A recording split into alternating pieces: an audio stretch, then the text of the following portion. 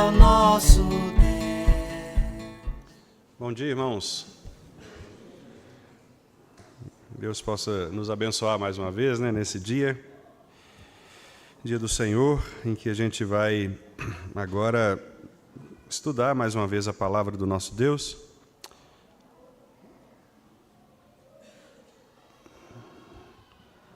Louvado seja o Senhor por isso, né? Por esse privilégio de nós podermos nos encontrar com esse propósito. Ontem eu estive acompanhando uma palestra do pastor Jonas Madureira, que é um pastor batista, amigo, e ele falava sobre exatamente esse privilégio, né, da igreja cristã de se reunir em torno da palavra de Deus. E eu achei muito interessante uma fala dele, ele fazendo uma crítica, né? Dizendo o seguinte, que hoje muitas igrejas elas estão preocupadas com aqueles pressupostos das empresas, visão, missão e valor, né?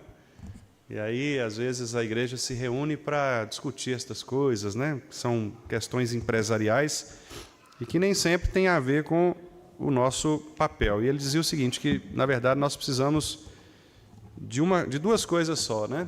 Que são a palavra de Deus e as nossas confissões, né? Eu achei interessante, vindo especialmente de um irmão, de uma denominação irmã, né?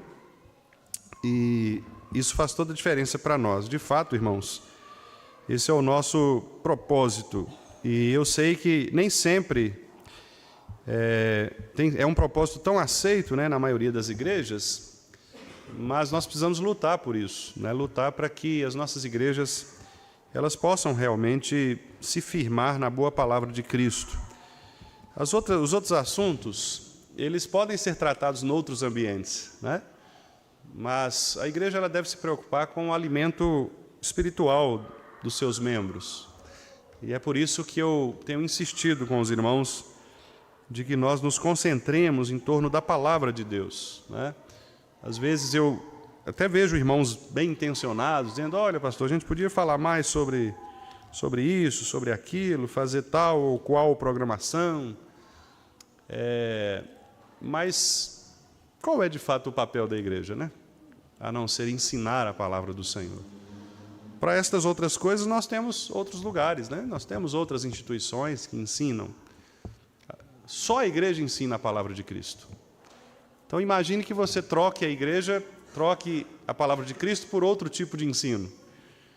Quem vai ensinar a palavra de Cristo? As pessoas. Então pensemos nisso, né?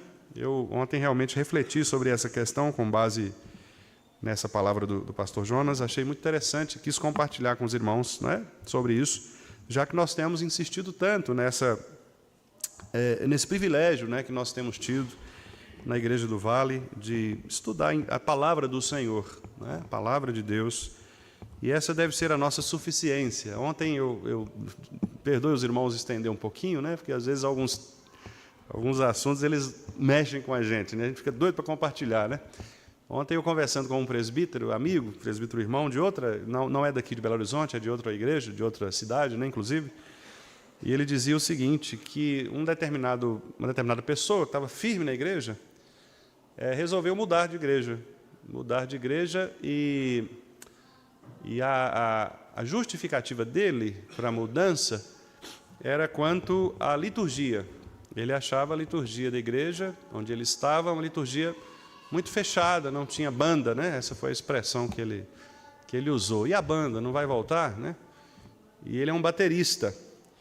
E aí a igreja em questão estava vendendo alguns instrumentos, inclusive a bateria, para compor uma outra configuração de instrumentos, né? Instrumentos mais clássicos, né? E aí ele ficou chateado com isso e resolveu mudar. Foi para uma igreja que a igreja comprou a bateria, essa igreja para onde ele foi, comprou a bateria, e ele foi junto. Então comprou a bateria e o baterista, né? Mas aí vem a questão. Esse irmão, o presbítero, perguntou para ele, dizendo o seguinte, mas e a palavra de Deus, e o ensino? Porque para essa igreja para onde você vai, Você sabe que o ensino é... Ele falou, pois é, eu pensei muito nisso mesmo, fiquei muito dividido, mas acho que vou para a bateria. São escolhas, né? Tem gente que gosta mais da bateria do que da palavra de Deus. São escolhas. Mas a bateria a gente encontra em outros lugares, né? A gente encontra nos shows, qualquer boteco que você for aí, você arruma um pandeiro e consegue fazer. Mas no boteco você não vai encontrar a palavra de Cristo. Então, irmãos, pensemos nisso, né? Se você quer palestras empresariais, existem lugares para isso. Né? Tem os Senacs, tem o Sebrae, tem lugares que oferecem isso, né? Se você quer palestras sobre culinária, você tem lugares para isso também, né? Mas você não vai encontrar palestras sobre Cristo em outro lugar. A Universidade Federal de Minas Gerais não vai promover uma semana de estudos bíblicos, com certeza, não vai. Então fique aqui e ame a palavra de Cristo, valorize a sua igreja pela palavra de Cristo. Isso você não vai encontrar em nenhum outro lugar, né? E que Deus nos ajude a percebermos isso, a percebermos esse valor, né? De colocarmos as coisas certas nos lugares certos, né? C.S. Lewis tem uma frase, né, que ele escreveu num dos seus livros, muito, muito interessante. Ele dizia, olha, primeiro as coisas primeiras, depois vem as outras, né? Então, coloque em primeiro lugar aquilo que é, de fato, primeiro lugar. As outras coisas, se for o caso de encaixar, mas primeiro as coisas primeiras. Muitas igrejas têm, de fato, trocado, né, a boa palavra de Cristo por tantas outras coisas. Há uma igreja presbiteriana do Brasil, por uma questão ética, né, não vou me referir ao nome, nem ao seu pastor, mas ela fica bem próxima de uma grande universidade. Não é também aqui em Belo Horizonte, é em outro estado. Ela fica muito próxima de uma grande universidade. E os estudos, entre aspas, bíblicos, são palestras que os próprios professores da universidade vêm e promovem. Então, por exemplo, tem palestra do tipo assim, a filosofia marxista nos tempos atuais. Aí tem um professor da área de política, de ciência política, dessa universidade, vai lá e dá uma palestra. E aí tem um café filosófico, né? E aí esse é o estudo bíblico dessa igreja. Mas é uma igreja que, visivelmente, não valoriza as Escrituras Sagradas, inclusive na sua prática sacramental. Né? Recentemente, nós vimos algumas senhoras distribuindo a ceia. Né? Igreja Presbiteriana do Brasil. Não estou falando de outra denominação, não, estou falando da nossa denominação. Por que essas coisas acontecem? Porque a palavra vai sendo escanteada, as visões sociológicas vão entrando, né? Ontem eu até brinquei com esse irmão presbítero com quem eu conversei, porque ele disse que determinada congregação já está assim quase independente, né? Porque já tem recurso financeiro, tem o seu pastor, etc., mas não tem liderança masculina. É majoritariamente de mulheres, né, de senhoras. Eu falei, está vendo? Por isso que tem que ordenar a presbítera. Né? Brinquei com ele, né? E ele falou, pastor, o que é isso? Quer dizer, veja, o argumento sociológico. Está faltando homem? Então põe as mulheres para pastorear, para ser presbíteras. Resolve o problema. Né? Resolve o problema sociológico, claro. Mas afronta o princípio bíblico. Só que algumas igrejas não estão preocupadas com isso, em afrontar o princípio bíblico. Elas estão preocupadas em funcionar, né? O que a gente chama de pragmatismo. Funcionou? Atraiu pessoas? Então vamos fazer. Qual é o tipo de louvor que agrada as pessoas? Vamos fazer, porque aí as pessoas vêm. Né? Qual o tipo de pregação que desagrada as pessoas? Falar sobre inferno, falar sobre morte, sobre perdão. Ah, pastor, então não prega essas coisas não, porque vão pregar coisas assim do tipo 7 passos para um casamento eficaz. Né? Amém, irmãos? Amém. Né? Aí é mais gostoso. Né? 7, sei lá, eu nem sei falar porque eu nunca fiz isso, né? Então eu vejo por aí. Mas tem pessoas que preferem isso. Mas, como disse aos irmãos, né? É uma instrução pastoral mesmo. E eu tenho ficado muito feliz com a nossa igreja, né? E eu estou falando isso justamente para dar esse retorno. Na quinta-feira, por exemplo, nós tínhamos mais de 35 irmãos aqui presentes, né, no estudo bíblico. Que maravilha, né? Às vezes você vai em igrejas muito maiores do que a nossa, e vê aqui aqueles gatos pingados, gente, né? E tanto na reunião de oração quanto no estudo bíblico, muita gente. Como é bom isso, irmãos? Isso é muito bom. Certamente os irmãos verão, com o passar do tempo, a recompensa disso, né? Às vezes a recompensa ela não vem imediatamente. Às vezes, pelo contrário, né? O diabo ele é tão astuto, tão sagaz, que às vezes ele coloca coisa até para atrapalhar seu ânimo, né? Mas persevere, fique firme nisso, né? Os irmãos vão ver que quanto mais palavra, quanto mais oração, quanto mais intimidade com o Senhor, quanto menos essas coisas periféricas e paralelas na igreja, mais a igreja cresce no pleno conhecimento de Cristo Jesus, né? Que Deus nos dê essa graça, meus irmãos, essa alegria de podermos, de fato, nos reunir em torno da palavra. Isso era o que os apóstolos propuseram. Lembram lá da eleição dos diáconos, Atos 6? Eles disseram, olha, deixe os diáconos para cuidar das questões de caridade, né, as questões de ajuda às irmãs viúvas, etc., aos órfãos, e nós vamos nos concentrar a palavra e a oração. Vejam que são duas coisas básicas. Eles não disseram, nós vamos nos preocupar com a construção das igrejas. Não, palavra e oração. E foi exatamente assim que as igrejas foram construídas, né? Elas foram construídas em torno da palavra e da oração. Em outras palavras, piedade. Vocês veem que a grande preocupação dos apóstolos, né, especialmente Paulo e Pedro, que foram aqueles dois que marcam mais o livro de Atos, foram essas duas preocupações, palavra e oração. A discussão deles era essa, né? Toda a discussão de Atos é em torno da palavra. Você não vê outro problema aparecer, é em torno da palavra. Os falsos mestres que entravam para modificar a palavra, né? Conceitos errados dos judaizantes que trouxeram a ideia da circuncisão para os novos crentes. Eles reuniram lá o concílio, em Atos 15, para resolver a questão. Tudo era em torno da palavra. Então, que assim seja, né? Já que nós somos uma igreja também apostólica nesse sentido, de firmarmos os nossos pés no ensino dos apóstolos, na doutrina dos apóstolos, né? Como o próprio Lucas em Atos afirma, que perseveremos firmes nisso, né? E que Deus nos dê a graça de todos os dias aprendermos um pouquinho mais, né, da palavra do Senhor. Nós temos tão pouco tempo, né? Um domingo apenas, poucas horas reunidos aqui, e nós não podemos gastar com outras coisas, né? Podemos falar de outras coisas. Falemos da palavra do Senhor. Vamos orar? Querido Deus, muito obrigado, porque esta igreja, ao longo dos seus anos, tem se reunido em torno da Tua palavra. E o Senhor tem, ó Pai, trazido bênçãos, trazido restaurações, trazido, ó Deus, curas.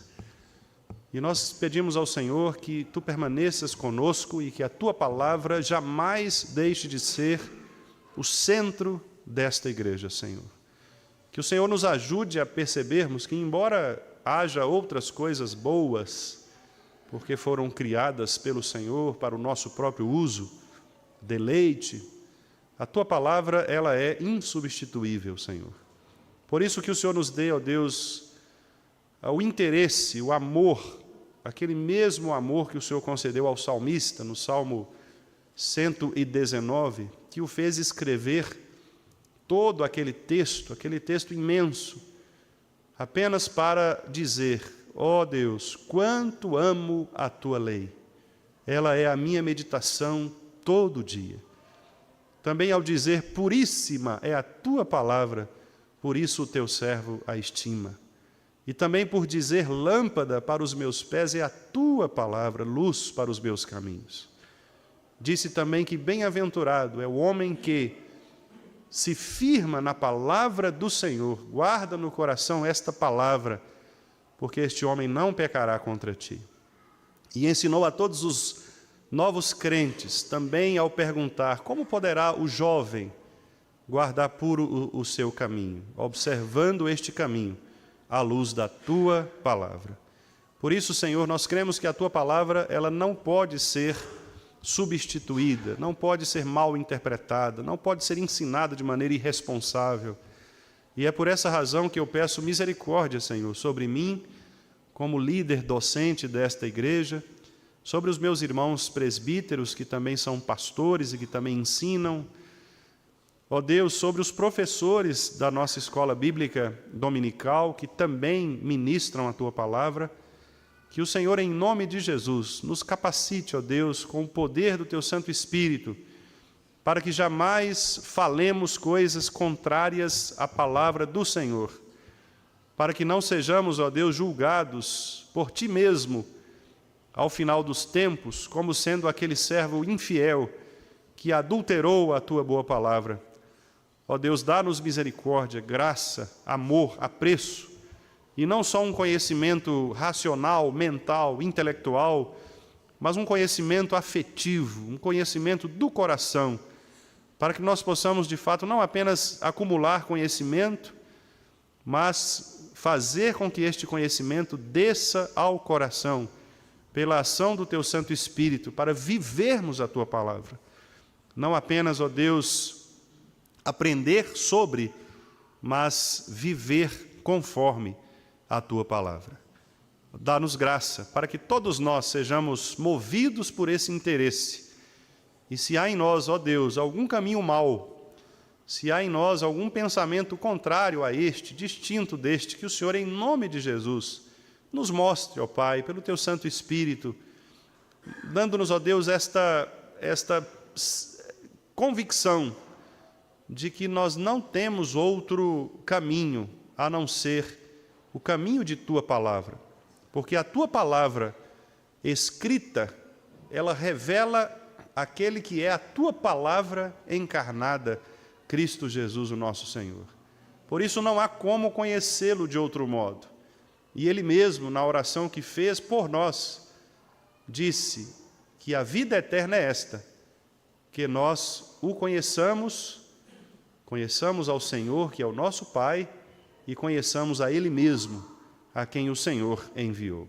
Portanto, dá-nos este interesse de todos os dias aprendermos um pouco mais, uma porção de Tua santa palavra, para que as nossas vidas sejam modificadas, conforme o apóstolo Paulo disse, que a nossa mente seja transformada, renovada, para que experimentemos a boa, agradável e perfeita vontade do Senhor.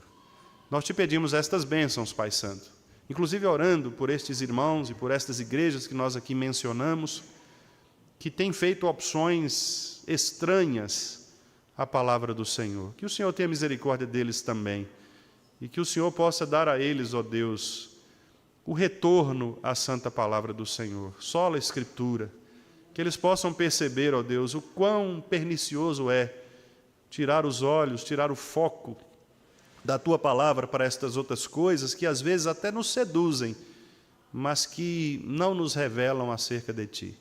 Tem misericórdia desses nossos irmãos, ó Deus, fazendo-os, ó Deus, retornar à sobriedade da palavra do Senhor. E não permita, Pai, que a Igreja do Vale também seja seduzida por qualquer outro tipo de conhecimento, pensamento, filosofia, que não seja a centralidade de Cristo e da Tua palavra em nossos corações, em nosso culto, em nosso púlpito, em nosso ensino. Dá-nos, ó Deus, graça para que estas coisas se mantenham entre nós. Proteja a IPB, Igreja Presbiteriana do Brasil, ó Deus, de ideias também perniciosas, de falsos mestres. Cuida, ó Deus, dos nossos líderes. Abençoe o reverendo Roberto Brasileiro, a sua mesa executiva, os irmãos que estão envolvidos nas autarquias da IPB, que em nome de Jesus Cristo, ó Deus, sejamos livres e libertos de toda a sedução deste mundo e que nos inclinemos, como afirmou Lutero, mantendo cativa a nossa mente, cativo o nosso pensamento a Cristo Jesus, o nosso Senhor. Que Tu nos ajudes, é o que te pedimos em nome de Jesus. Amém. Pois bem, queridos irmãos, então nós continuaremos falando acerca dos decretos de Deus, dos eternos decretos de Deus, que constitui então o capítulo 3 da Confissão de Fé de Westminster. Na semana passada, nós pudemos avançar um pouco, apresentamos aos irmãos algo a respeito do primeiro parágrafo e do segundo parágrafo, que são os dois parágrafos que, de certa maneira, conceituam, né, o que é decreto, e para ficar mais fácil, mais inteligível, mais didático aos irmãos, nós também trouxemos as duas perguntas dos catecismos breve e maior. O catecismo breve, né, o chamado breve catecismo, nos diz também, de maneira bem resumida, mas ao mesmo tempo bastante objetiva, né, o conceito de decreto. Então, diz aí o seguinte, que os decretos de Deus são o seu eterno propósito, segundo o conselho da sua vontade, pelo qual, para a sua própria glória, ele predestinou tudo o que acontece. Então, resumidamente, o decreto de Deus, ou os decretos, tratam de um desejo eterno do Senhor, a sua vontade própria, livre, de estabelecer na eternidade um propósito, um plano, um planejamento que aponte para a sua glória, que vise a sua glória, e por isso, então, ele detalhou, predestinou, destinou antecipadamente todas as coisas que vão acontecer na história. Então, não há nada que aconteça no mundo, né? Seja com a nossa vida ou com o mundo em geral, que não seja um propósito de Deus para nós. Esse é o ponto, né, que os decretos tratam. No Catecismo Maior, nós temos também uma ampliação, e a pergunta ela é a mesma, a resposta é bastante parecida, mas o Catecismo Maior ele amplia um pouquinho mais, né? Lembra os irmãos de que essa era a ideia. O breve catecismo era escrito para crianças, né? Crianças, juvenis, e o Catecismo Maior para jovens, adultos, adolescentes, jovens, adultos, né? E a confissão de fé é a elaboração mais completa e complexa. Então, por isso que o Catecismo breve, ele é breve mesmo, ele é mais curtinho, com palavras mais simples. O maior, ele se expande um pouco mais, trazendo algumas outras compreensões, e a confissão é a expansão mais plena, né? Mas aí a pergunta 12 do Catecismo Maior também diz o seguinte, que os decretos de Deus são os atos sábios, livres e santos, né? Então Deus faz tudo conforme a sua sabedoria, a sua liberdade, Deus não é coagido por ninguém, ele não precisa pedir conselho, porque não há ninguém mais sábio do que ele, né? E também é santo, ou seja, Deus não tem pegadinhas, segundo as intenções, Deus age de maneira pura, né? De maneira clara. Tudo aquilo que ele precisa dizer, ele diz, com palavras claras, que as pessoas podem entender. É por isso, inclusive, irmãos, que embora haja textos difíceis na Bíblia de interpretar, especialmente se, por exemplo, os textos apocalípticos, né, que é o caso de Daniel, o próprio Apocalipse, alguns irmãos têm dificuldades com o Apocalipse, né, porque é um livro muito simbólico, embora Daniel seja mais difícil de interpretar do que Apocalipse, né? Daniel é um texto mais complicado, mais complexo, texto curtinho e com muitos detalhes difíceis, mas geralmente o Apocalipse é o livro que dá até medo, né? Tem gente que tem medo do Apocalipse. Eu conheci uma pessoa que falava assim, pastor, eu não leio Apocalipse. Não. Eu falei, por quê, meu irmão? Eu tenho medo. Rapaz, né? É o livro mais consolador das Escrituras, é o Apocalipse, né? É o livro que mostra a vitória da igreja, a vitória do Cordeiro, nós ali todos reunidos, louvando ao Senhor. Então é um livro de consolo, né? Não é um livro de pavor. Mas ele causa esse pavor, entre aspas, né? Porque as pessoas acham que ele é muito difícil, cheio de símbolos. E para piorar a situação, tem muitas seitas por aí que usam o livro do Apocalipse para divulgar algumas coisas meio tenebrosas, né? Então as pessoas ficam com medo mesmo. Mas o que eu estava dizendo é o seguinte, Deus então... Eu estava dizendo o seguinte, que embora haja textos difíceis, né, na Bíblia, difícil de interpretar, a Bíblia ela é clara, né? Deus, quanto à questão da salvação, da pessoa de Cristo, da pessoa de Deus, não há dúvida. Qualquer pessoa que leia a Bíblia, mesmo alguém que não saiba ler, mas se ele ouvir a palavra sendo lida ou sendo pregada, ele vai entender as Escrituras. Porque, no que diz respeito aos quatro grandes temas, né? A criação, a queda, a redenção em Cristo e a glorificação, as Escrituras são claríssimas. Dá para você saber claramente que o homem foi criado por Deus, ele caiu no pecado e atraiu sobre si a sentença de morte. Cristo veio para resgatá-lo desta morte, pagou o preço e vai levá-lo até o céu para entregá-lo ao Pai. Então, essa história ela é muito clara na Bíblia. Os textos que são difíceis, eles, digamos, causam pouco impacto na vida da pessoa no que diz respeito ao conhecimento de Deus e da salvação. Pode trazer algum impacto com relação a alguma doutrina específica, alguma situação mais pontual, mas em nada altera o todo, né? Então a Bíblia é muito clara, e isso tem a ver com esta situação aqui de que Deus, ele revelou os seus planos ou a sua vontade de maneira santa, pura. Qualquer pessoa pode ler, pode entender, pode ir acessar o texto bíblico, né? Interpretar o texto bíblico. Os reformados tiveram muito problema no catolicismo romano da época da Reforma por causa dessa questão, porque os católicos, né, daquela época, eles queriam concentrar a interpretação que eles consideravam correta em torno do clero. Então, só o clero poderia interpretar, né? Só o Papa, os padres, aqueles que eram especialistas, né? Os estudiosos. E aí os reformadores disseram, não, a Bíblia ela é tão clara que qualquer crente consegue ter acesso a ela e, pela ação do Espírito Santo no coração, que é uma ação individual, ele pode receber, sim, a instrução da palavra, né? Foi o que os reformadores chamaram de livre exame das Escrituras, né? Ou seja, não que seja uma livre interpretação, cada um pode interpretar o que quer, não, é um livre exame. Qualquer pessoa pode abrir a Bíblia e examinar, né? Lembra lá daqueles crentes de Bereia? Paulo pregava, e Lucas registra lá em Atos, enquanto Paulo pregava, eles estavam conferindo para ver, será que é isso mesmo? O que é aquilo? Livre exame. Eles podiam ir ao texto, no caso deles lá o texto hebraico, né? O texto do Antigo Testamento, porque não tinha o Novo ainda, mas eles estavam lá conferindo, né? Então o pastor está pregando, confere, será que é isso mesmo? Mas e esse texto aqui, né? Qualquer irmão aqui é apto para isso, para comparar, conferir, perguntar, não é? Porque a Bíblia é clara. E Deus fez com que esses decretos, esses planos, fossem, então, claramente comunicados a nós, né? Por quê? Porque Deus agiu de maneira santa, de maneira pura, sem defeito, sem segunda intenção, sem manipulações, sem pegadinhas. Deus claramente revelou aquilo que Ele quer para o seu povo. Pelos quais, né, estes atos sábios, livres e santos, por meio deles, na eternidade, desde toda a eternidade, Deus, para a sua própria glória, então repare os irmãos que a glória de Deus é o foco, tanto no catecismo menor quanto no maior, para a sua glória, né? Então a glória de Deus é o fundamento dos seus decretos. Esse é um ponto, irmãos, interessante, que algumas pessoas acabam entendendo erradamente e até acusam os calvinistas de maneira equivocada mesmo, né? Veja, tudo o que Deus faz é, em primeiro lugar, para a sua glória. Não é para as pessoas.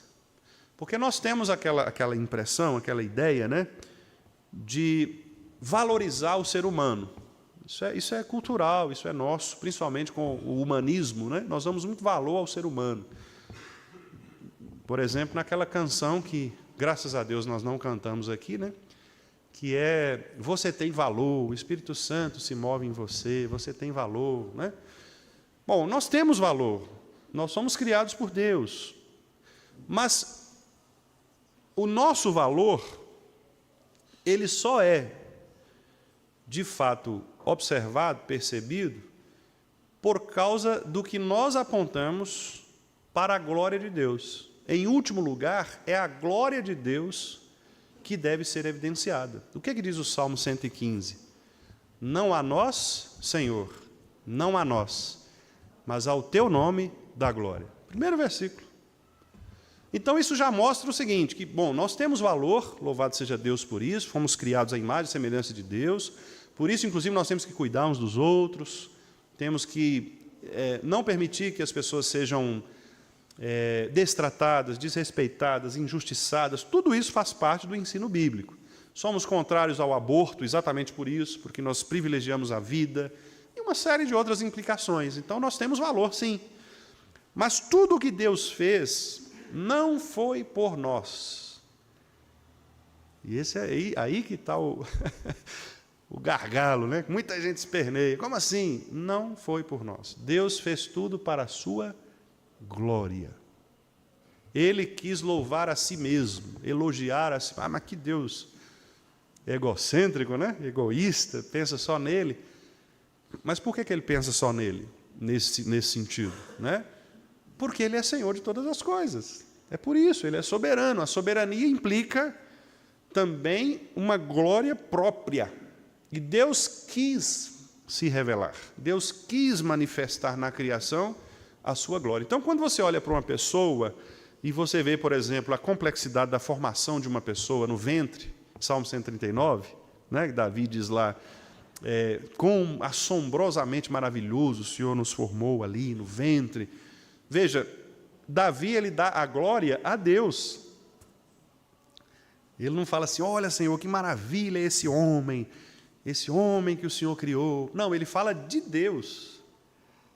Por causa da complexidade da criação, Deus é que deve ser adorado, não o homem. Então, embora nós reconheçamos nosso valor em Cristo, nós temos de tomar muito cuidado com isso, né? A própria eleição, que nós vamos tratar depois, que é a predestinação para a salvação, né?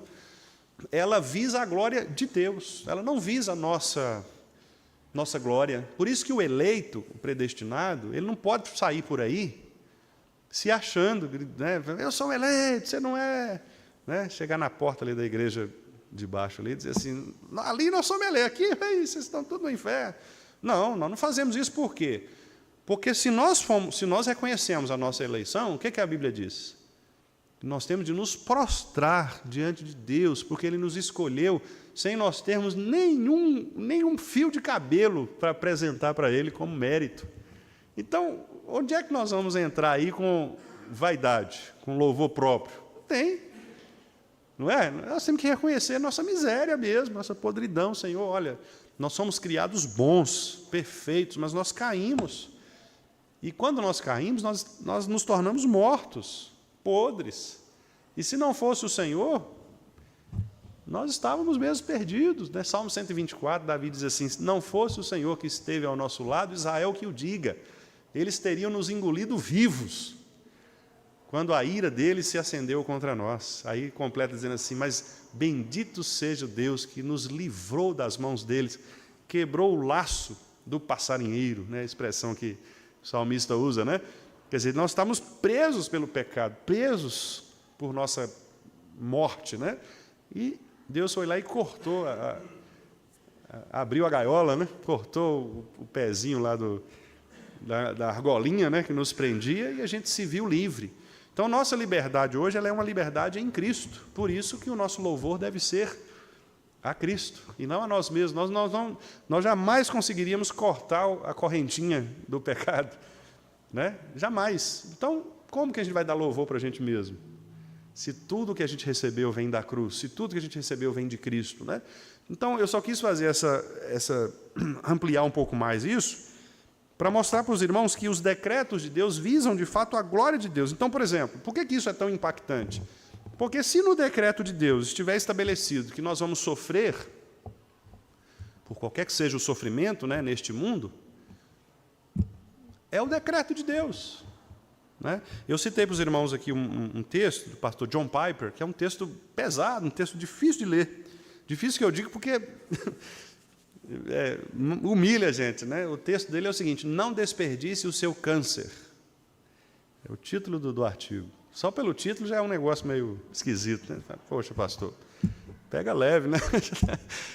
Mas o que ele fala nesse artigo? Ele fala o seguinte, olha, se Deus quiser colocar você numa cama de hospital com um câncer, é o decreto dele, é o propósito dele. Então, se é para a glória dele, você tem que perguntar o seguinte, o que o Senhor quer mostrar da tua glória com isso? Eu sei que é difícil, irmãos, estou falando que você vai pegar um diagnóstico de uma doença dessa e colocar na rede social comemorando, né? Claro que não é, nós vamos chorar, dói. Pastor Augusto Nicodemos diz assim, não é proibido dizer para Deus que está doendo. Não é proibido.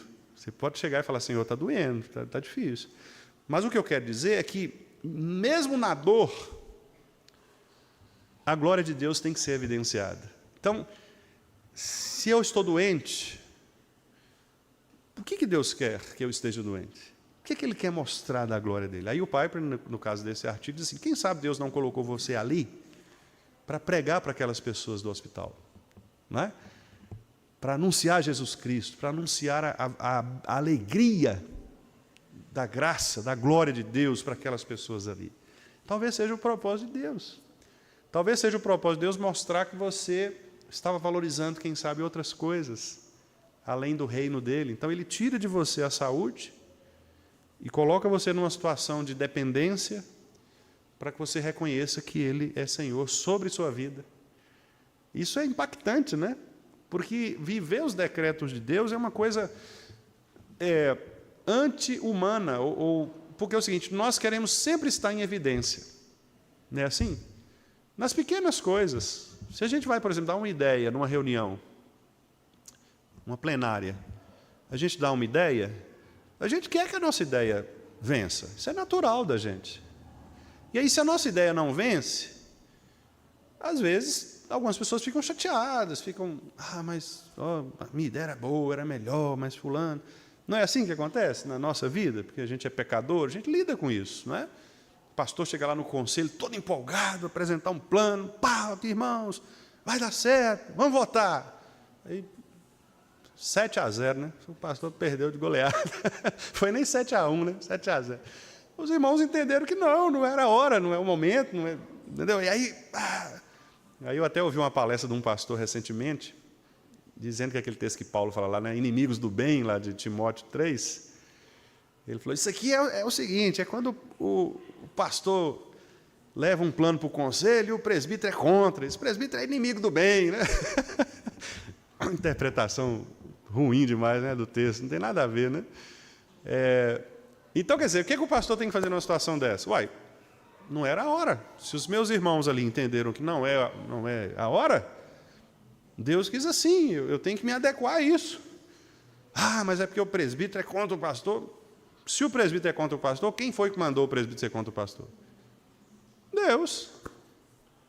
Não é Deus que governa a vida do presbítero? A vida do pastor? Foi Deus. Agora, a consequência que isso vai ter para os dois, para o conselho, para a igreja, às vezes nós não sabemos. Mas que é Deus que está governando, é isso, com certeza.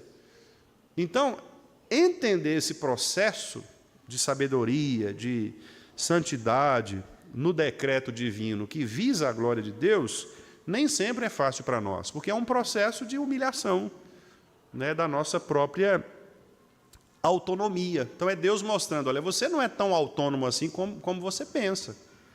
Deus pode usar pessoas para frear sua impetuosidade, você está achando que você é o rei da cocada preta, né? E aí, de repente, alguém vem lá e puxa e fala, não, peraí, você não é... Essa coisa, por exemplo, de pessoas que são vaidosas, arrogantes, né? Tem gente que chega num lugar e acha que é mais inteligente que eu. Isso é muito comum em seminários.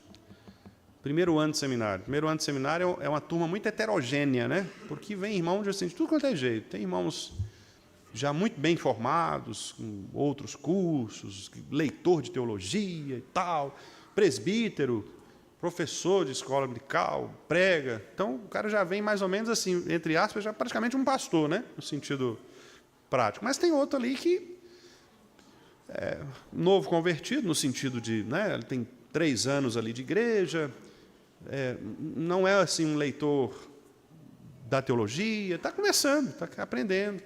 Às vezes tem dificuldade até de coisas básicas, né? Por exemplo, teve dificuldade na escola com escrita, então tem dificuldade de escrever, isso acontece, né? E aí, às vezes, esse que veio todo preparadão, ele se acha, né? Se acha e tal, e aí começa a humilhar os outros ali, e começa a criar um clima ruim, um clima de divisão, de quebra de relacionamentos. Por quê? Por causa da vaidade. Aí, de repente, vem um pastor, né?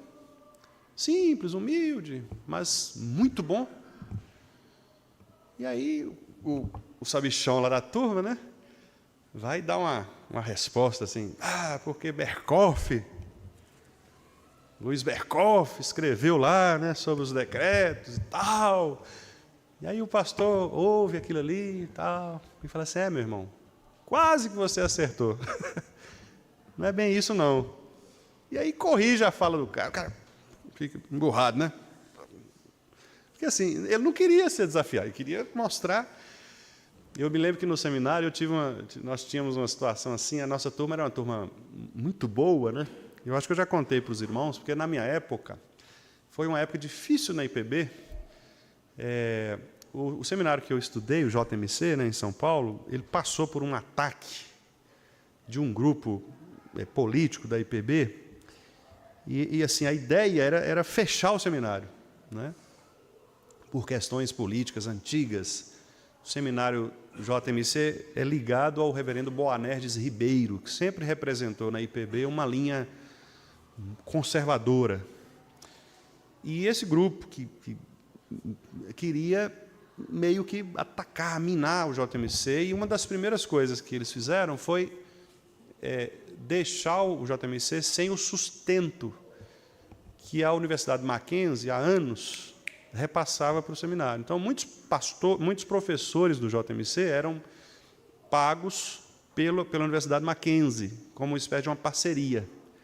E aí, como cortou, esses pastores foram demitidos, por causa eles eram ligados ao Mackenzie, eles foram demitidos do seminário, e no primeiro dia de aula, para os irmãos terem uma ideia, no culto de abertura, não havia professores, havia poucos professores.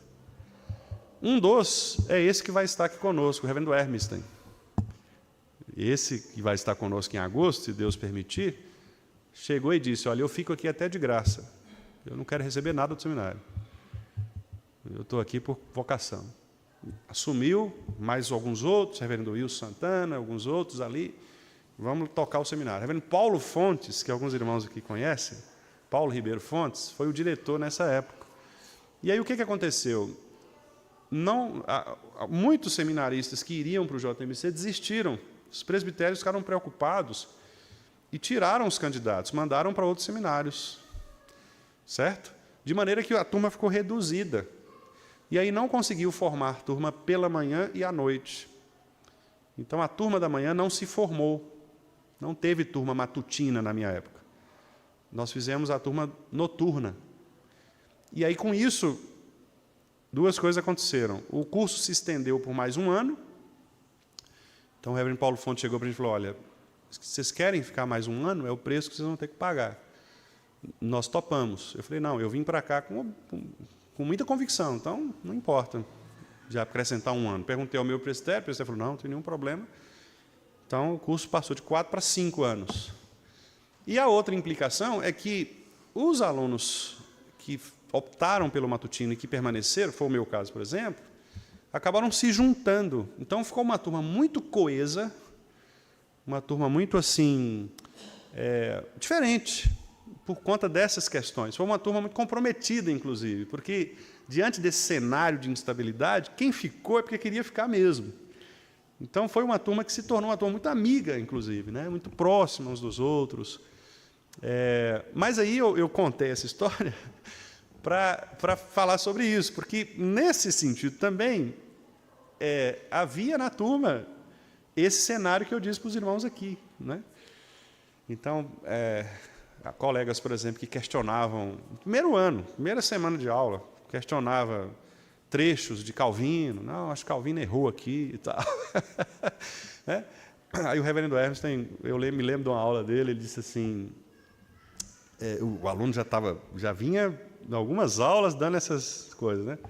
Aí chegou uma hora, ele era professor de filosofia também, ele falou sobre Immanuel Kant. E aí ele fez uma crítica, esse aluno fez uma crítica ao Immanuel Kant, e o reverendo Hermstein falou assim, você sabe com quantos anos Kant escreveu essa obra? Aí ele falou assim, não sei não. Ele falou assim, ele já passava de 50 anos. E o cara que estava questionando devia ter uns 20 e poucos, né? Aí o reverendo falou assim, então, quando você chegar lá, talvez você consiga entender o que ele falou, você consiga criticá-lo. Aí, coitado, né? Depois disso ele falou assim, eu achei que eu vinha aqui só para aprender de Jesus, tal, não sei o quê. Moral da história, saiu, desistiu, foi para um outro seminário, E eu nem sei o que deu dele, não. Perdemos o contato, né? Mas essas histórias são boas porque elas mostram assim, o ser humano é assim, meus irmãos. A gente chega numa reunião, numa plenária, numa reunião do conselho, numa reunião da junta, numa plenária de sociedade, a gente quer colocar a nossa ideia primeiro. É a soberba do coração. E aí Deus coloca pessoas perto da gente para nos humilhar, para dizer, não, não é assim não. Você não é tão bom quanto você pensa, não. Você não é tão crente quanto você acha, não. Você não é tão fiel quanto você... E aí você vai sendo humilhado pela palavra de Deus, não é? E para quê? Para quê? Para que a glória de Deus seja evidenciada. Não a nós, Senhor, não a nós, mas ao teu nome da glória. Então, irmãos, nós falamos disso, né? Imutavelmente predestinou tudo o que acontece, especialmente com referência aos anjos e homens. Citamos um pequeno trecho do Herman Bavinck, teólogo holandês, em que o Bavinck faz um resumo, né, do que o decreto. Eu me lembro que eu citei para os irmãos a última parte, que está ali da quarta linha ali, né, descendo, quando ele diz: o conselho de Deus também é um decreto único e simples, o plano mundial de uma visão artística única, né? Eu destaquei isso para mostrar para os irmãos que o plano de Deus ele envolve tudo, né? É um plano mundial. E é um plano artístico. Deus é o grande arquiteto do universo, né? Os maçons falam isso. Eu não sou maçom não, viu, irmãos? Mas os maçons falam isso, né? O grande arquiteto do universo. E nesse sentido, Deus de Israel, Yahvé, é mesmo o grande arquiteto do universo, né? Lá em Provérbios 8, a sabedoria diz que a sabedoria ela foi sua arquiteta, né? Lá ela diz isso: eu fui o seu arquiteto.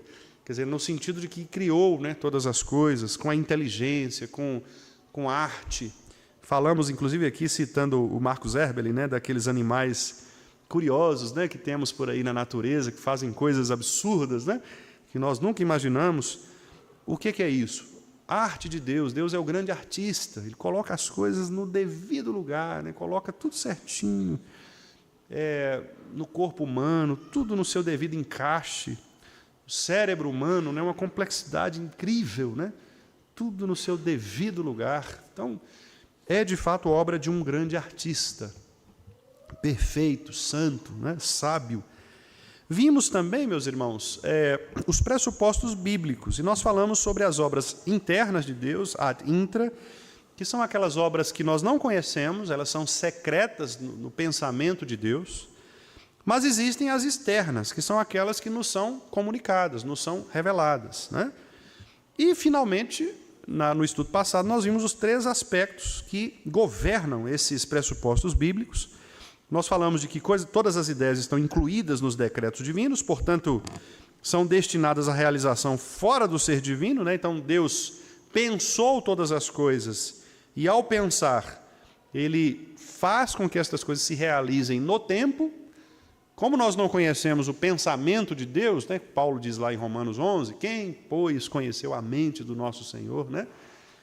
São coisas impenetráveis, inescrutáveis são os teus juízos, os teus caminhos, né?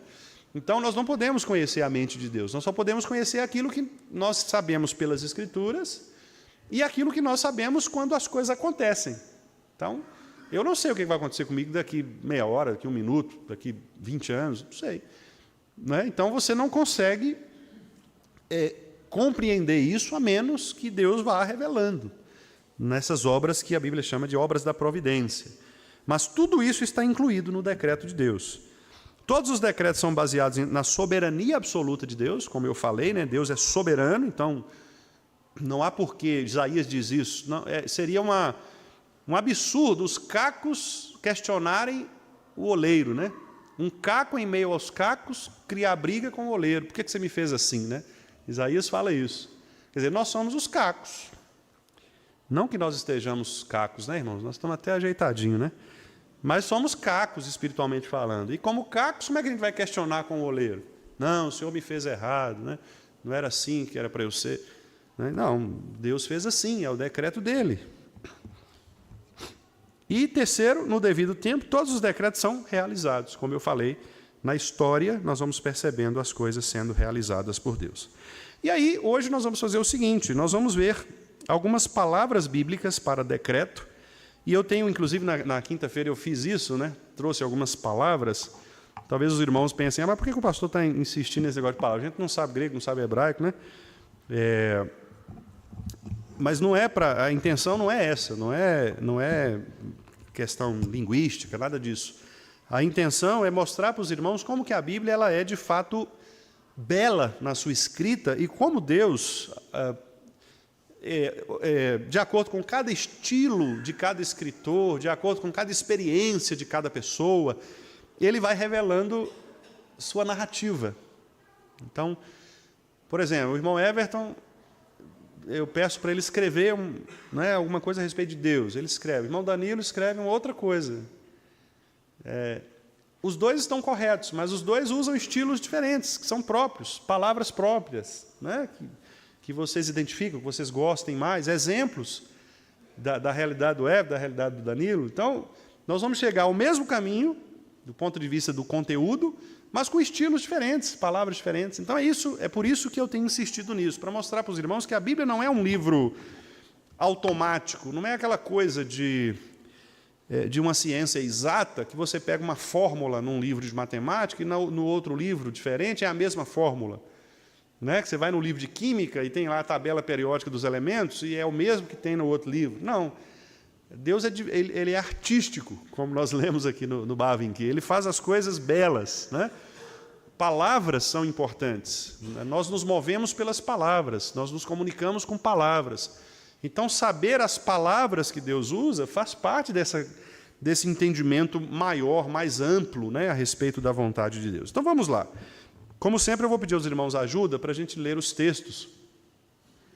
Alguns estão pequenininhos ali, mas eu vou falando aqui, os irmãos vão abrindo aí por gentileza. A primeira expressão que aparece muito é a expressão conselho de Deus. No grego aí, para os irmãos que tiverem curiosidade, é bulê. Essa está escrito aí logo na frente, né? Bulê. Essa expressão vai aparecer algumas vezes, ou talvez na maior parte das ocorrências, aparece a expressão conselho de Deus. O que é um conselho? Um conselho geralmente é uma reunião de pessoas, de ideias, para deliberar sobre um ponto comum. Né? Vamos pensar no conselho da nossa igreja. Então, chega lá, por exemplo, uma situação assim, nós estamos precisando comprar uma televisão nova. Chega a proposta. Tá, aí, irmãos, essa é a demanda. O que os irmãos acham? Aí um irmão pede a palavra, não, vamos fazer o seguinte, em vez de comprar a televisão, temos outras prioridades, vamos deixar isso aqui para depois, vamos guardar um pouquinho, vamos segurar e vamos fazer isso. Aí o outro, não, mas tem uma possibilidade, a gente pode pegar tal coisa, assim, quem sabe negociar, vender e comprar. E aí são propostas. No final das contas vai sair o quê? Uma decisão. Sim, vamos comprar a televisão, tal. Não vamos comprar, certo? E o que essa decisão revela? Ela revela um conselho. Revela que houve uma deliberação, houve uma conclusão de uma situação, né, uma demanda. No caso de Deus, a mesma coisa. Deus é trindade, lembrem-se disso, Pai, Filho e Espírito Santo.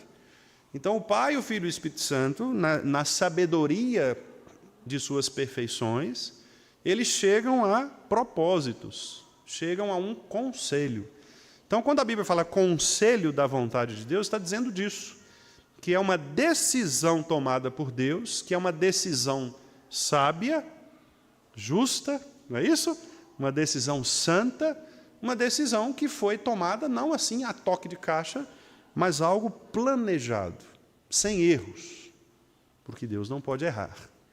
Então, é por isso que é muito difícil Jó, né, fala sobre isso no seu livro, ele fala assim, quem é que pode questionar, gente? Ele usa até uma expressão bonita, chamada arcanos de Deus. Né? Arcanos são aqueles lugares mais secretos. E Jó fala assim, quem pode penetrar nos arcanos de Deus? Quem pode entrar naquele lugar que só Deus conhece, na mente ali, no coração Impossível. A gente não conhece nem nosso próprio coração, né? O coração do outro. Não dá para você falar o que a pessoa está pensando, o que ela está sentindo, né? Imagine Deus. Então, o conselho é isso. É Deus na Trindade, Ele tem a sua deliberação, sua resolução. Vamos ver esses textos aí? Lucas 7:30. Lucas 7:30.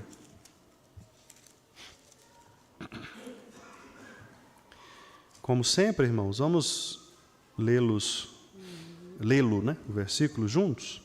Aliás, vamos ler o 29 e o 30, né? Eu sempre gosto de ler o parágrafo completo, o período completo, porque fica mais fácil da gente entender, né?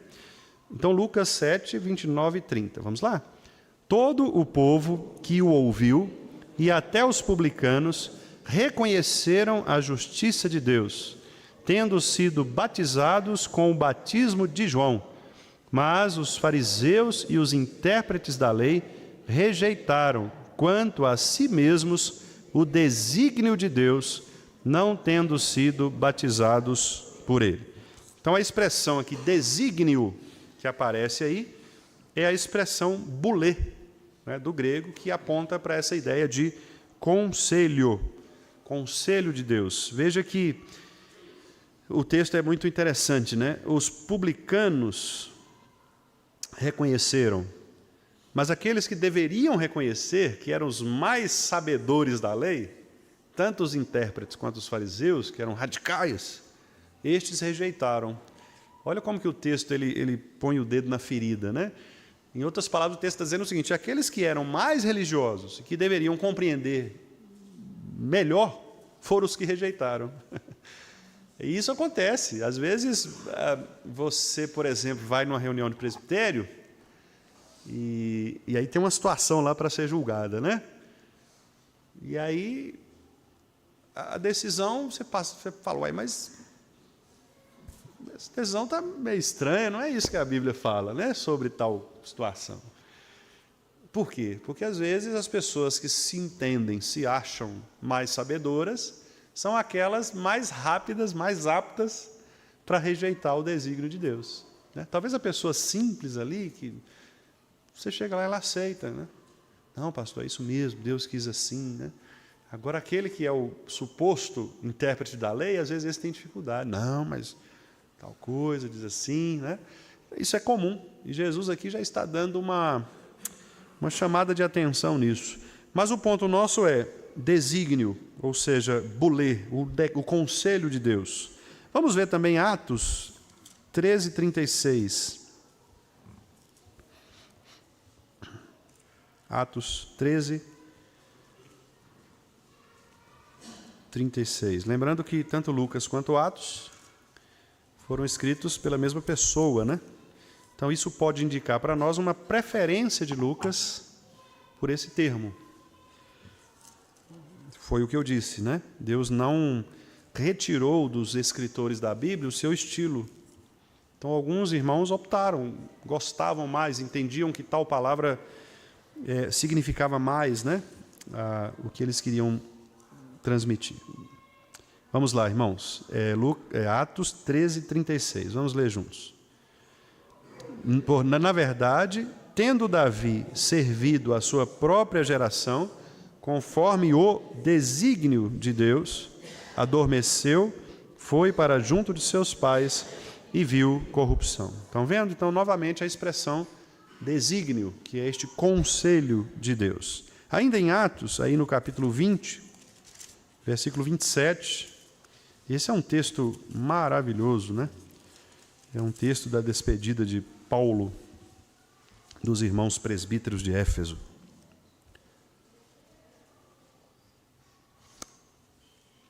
Atos 20, 27.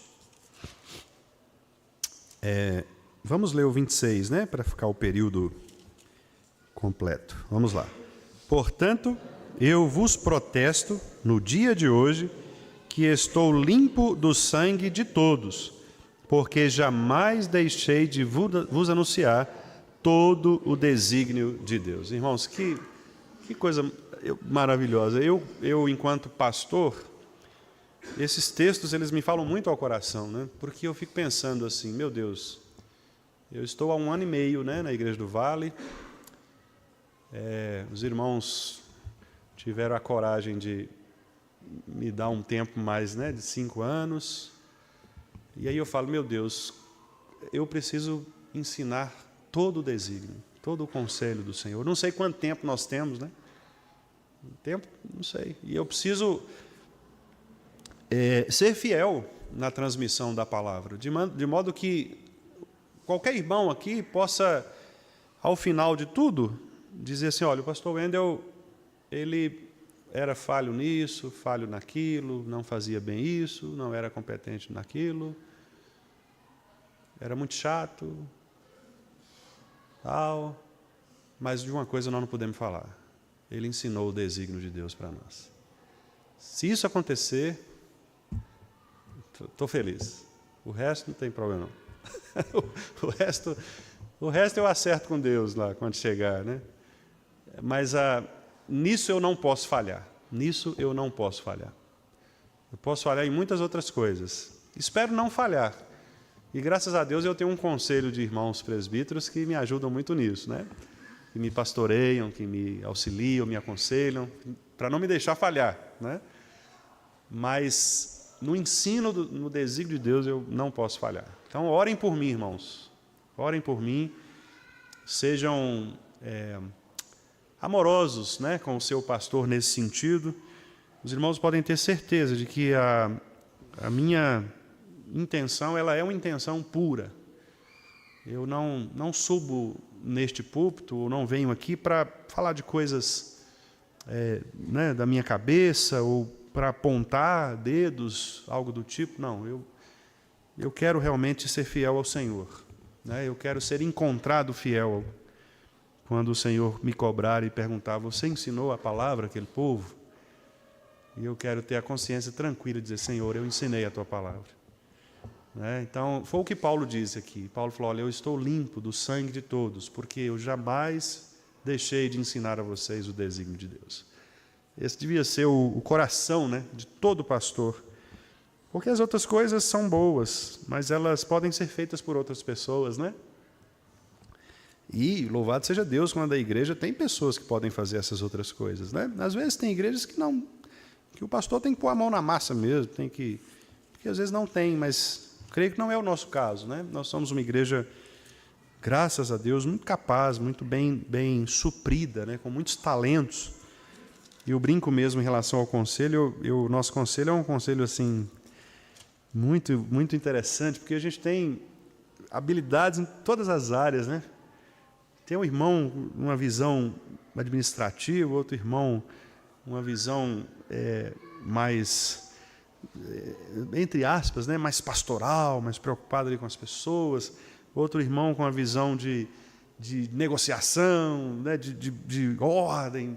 Isso é muito bom, porque se fosse todo mundo igualzinho, o negócio não ia caminhar. Então, um puxa daqui, outro puxa dali, e aí o conselho sai, né? O bom conselho, o bom desígnio.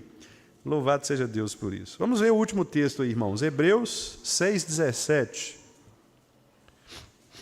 Hebreus 6,17.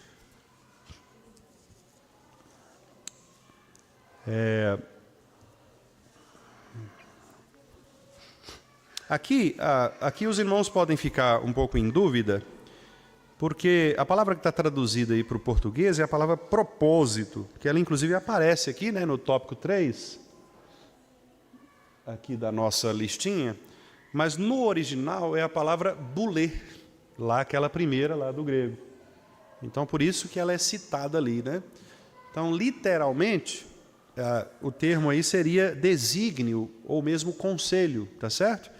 O que, como eu disse aos irmãos, não muda do ponto de vista da ideia, né? Porque todas essas palavras aqui, elas apontam para a mesma ideia de decreto, certo? Mas elas mostram detalhes, às vezes um pouco diferentes, algumas nuances diferentes, mas todas elas apontam para o decreto. Vamos ler aí, Hebreus 6,17. Por isso, Deus, quando quis mostrar mais firmemente aos herdeiros da promessa a imutabilidade do seu propósito se interpôs com juramento, né? Então, aí a ideia de propósito, a imutabilidade do seu propósito, ou do seu conselho, ou do seu desígnio. Vamos caminhar, irmãos, só na segunda. Nós já estamos aqui bastante, né, no nosso horário está finalizando, mas dá para a gente ver ainda beneplácito. A palavra beneplácito é uma palavra interessante. Plácito, né, a palavra place, ela vem de... Você lembrou do seu Plácido, né, meu bem? Por isso que ela riu ali. É porque tinha um moço lá em Januária, que é a cidade dela, a igreja dela chama Plácido. E aí o pessoal brincava, né, porque às vezes não sabia falar direito, aí falava assim, aquele carro ali é de quem? Aquele carro é de seu plástico. Falava plástico, né? Só que era Plácido o nome do moço, né? Faleceu, né, seu Plácido. Então, o beneplácito é o seguinte, o plácito significa lugar, né? A palavra place vem da ideia de lugar, de posicionamento, no sentido de propósito mesmo, de plano. Assim, é como se a gente falasse, tudo no seu devido lugar, certo? E o bene vem de bem, por isso da nossa palavra em português, benefício, né? Benevolência, benignidade. Então, a raiz é bene, que é a raiz... Então, por exemplo, Benedito, pessoa que chama Benedito, é uma pessoa de quem falam bem. Dito é dizer, bene é bem. Então, seu Benedito é uma pessoa de quem falam bem. Legal, né? Então, bene é uma pessoa, é algo bom, é o bem. Então, beneplácito, literalmente seria as coisas colocadas no lugar certo, posicionadas no lugar certo para o bem. É isso. Deus faz com que todas as coisas sejam colocadas no lugar certinho para o bem. Ok? Então, imagine as irmãs aí que estão organizando a casa, né? Então, às vezes o marido chega e não entende por que ontem o sofá estava de um jeito e hoje o sofá está de outro. E amanhã provavelmente vai estar de um terceiro jeito, né? E aí você fica, mas mudando, né? Para que mudar, né? A esposa tem o beneplácito, ela sabe o bom lugar, né? Não, mas é porque aqui, mas meu bem, não, aqui, ó, tá vendo? Antes era assim, agora é assado, fica mais fácil de passar, não sei o quê. Não é assim? Então isso é beneplácito, é colocar as coisas nos lugares certos. Deus fez isso. Ele pega o seu planejamento e coloca as coisas no lugar certo, né? Vamos ver então esses textos e com isso a gente vai concluir. Interessante que a palavra do grego ali é a palavra eudokia. A palavra eudokia no grego significa prazer. Prazer. Prazer no sentido de alegria mesmo, de prazer. Tipo assim, é quando você sente aquela alegria. Você, por exemplo, fica longe de uma pessoa que você gosta muito, né? E de repente, depois de alguns anos, você encontra aquela pessoa, aquela alegria, aquela farra, né? Aquela festa ali. Ou então você queria comprar alguma coisa, planeja há tempos, comprar uma geladeira, né? Tal. E aí chega a geladeira. Então, é o prazer, aquela alegria, que você até chora, né? Essa é a expressão grega. Os irmãos estão vendo ali, né? Eudokia. Está pequenininho, mas quem tem boa visão aí, o óculos, consegue ver, né? Por quê? Porque quando Deus coloca as coisas certas no lugar certo, para o nosso bem, ora, quem é que não vai sentir prazer nisso?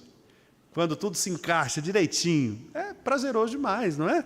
Vamos ver os textos aí? Mateus 11, 26. Então, lembre todas as vezes que os irmãos lerem na Bíblia beneplácito, os irmãos estão falando assim, que maravilha, eu tenho que sentir prazer, porque Deus encaixou tudo bonitinho, tudo certinho. Tudo certinho. Você olha para a pessoa, aquela pessoa feia, coitada.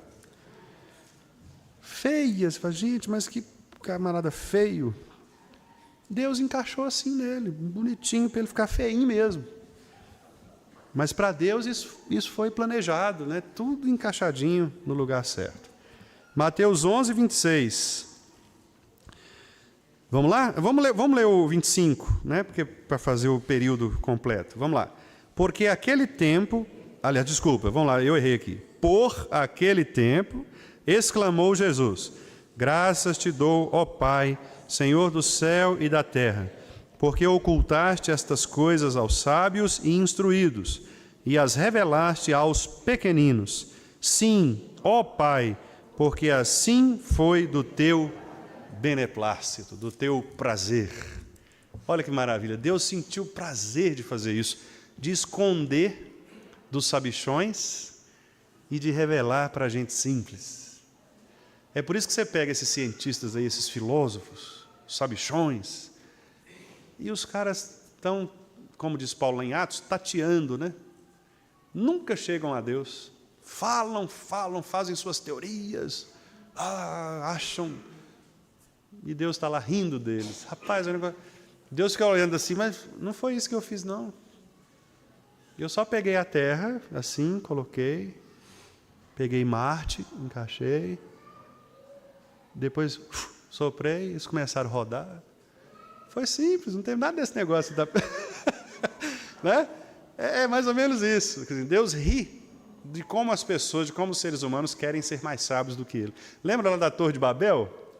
A Torre de Babel diz lá que os homens queriam chegar ao céu.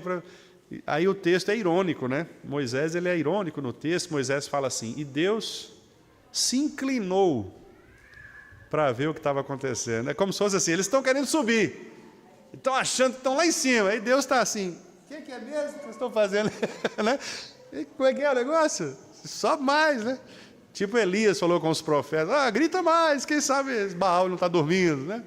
Então, é a ironia, porque Deus é tão sábio, tão poderoso, tão santo, que, meus irmãos, não dá para questionar mesmo os seus decretos. Vamos lá. Lucas 2,14, já estamos terminando. Irmãos, vamos ver só esses 2 textos aqui, 3 textos. Lucas 2,14. É outro texto maravilhoso também, que é inclusive uma referência a Cristo, né? A chegada de Cristo, Deus encarnado. Vamos lá? Glória a Deus nas maiores alturas e paz na terra entre os homens, a quem Ele quer bem. Está vendo? Deus quer o bem dos homens, o beneplácito. Por isso que há outro texto na Bíblia que diz que Deus não tem prazer na morte do ímpio. Não é assim? Porque, de fato, Deus não quer que as coisas saiam erradas, no sentido da nossa percepção humana. Por outro lado, diz o texto que Deus tem prazer na morte dos seus santos. Percebe? Então, o que é esse prazer de Deus? É essa alegria de que Deus está vendo, de fato, o cumprimento das coisas boas que Ele fez para o nosso bem. Né? Vamos lá, Lucas 10, 21. Lucas 10, 21.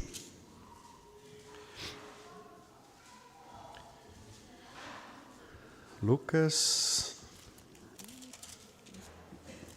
10, 21. Vamos lá.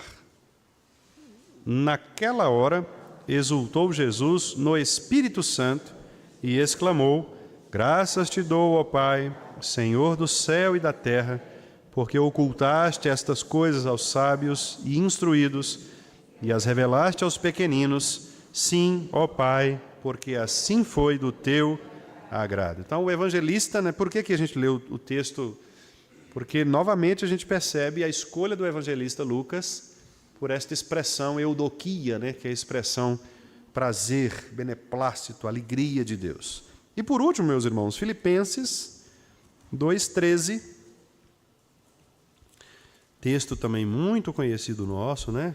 Faz parte de um hino aí, de uma doxologia, né, de Paulo, maravilhosa. Filipenses 2:13.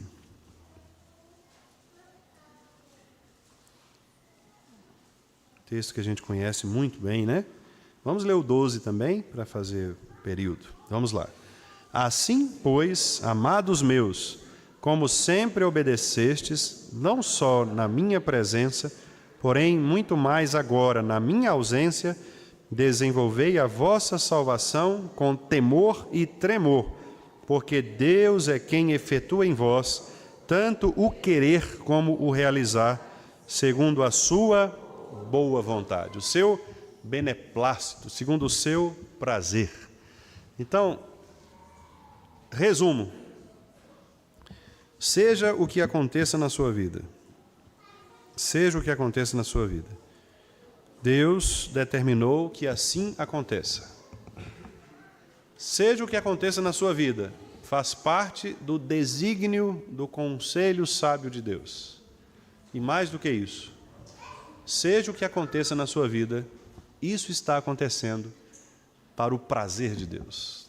Deus quer assim. Talvez não seja o seu prazer, né? Mas é prazer de Deus que assim aconteça para que o seu decreto seja cumprido, tanto na terra como no céu. Seja feita a tua vontade, na terra, assim como ela é no céu. Que Deus nos abençoe, meus irmãos, nos dê graça, né? Nos dê coragem para viver os decretos, porque não é fácil. Entendimento de que o Deus, nosso Deus é soberano, né? De que Ele vai cumprir em nós tudo o que Ele determinou, conforme a sua boa vontade.